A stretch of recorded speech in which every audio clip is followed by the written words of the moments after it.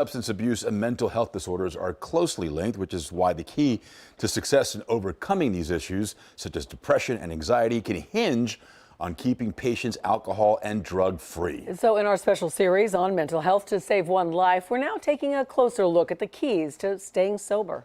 For nearly half her 28 years, Katie Jacobson has battled substance abuse. I started when I was 14 years old doing heroin, and then that just escalated in my life. It continued to be a problem. She found herself in rehab not once or twice, but 20 times. You're in and out, you know, you're more of a number than an actual individual. Dr. Alberto Ogston, clinical pharmacist with Memorial Healthcare, says treating mental health and addiction is complicated because the two feed off one another. So it does make sense that somebody who is using, for example, cocaine would be a good example, that they're using cocaine, it gives you an extreme euphoric feeling, then you're going into a crash. Well, in a day or two when you're feeling very depressed, what's going to be the thing that brings you out of that depression?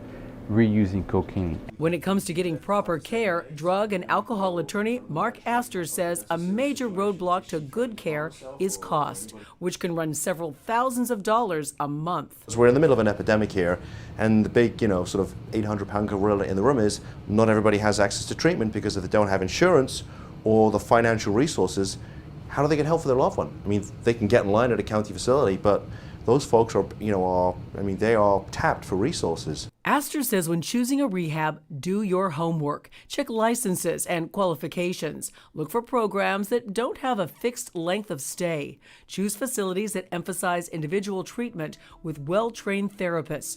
Beware of unnecessary services and activities that have nothing directly to do with treating addiction. The other, I think, real big red flag is if they start offering to pay for things like, we'll fly you down here.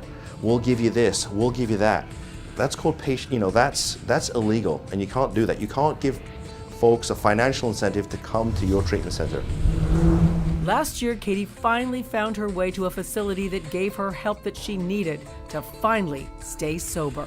I feel so much better. I mean, I'm not necessarily where I want to be, but thank God I'm not where I was. Good for her. And although brief hospitalization can temporarily break the cycle of addiction, it takes long-term ongoing therapy to resolve the underlying psychological pieces to that puzzle.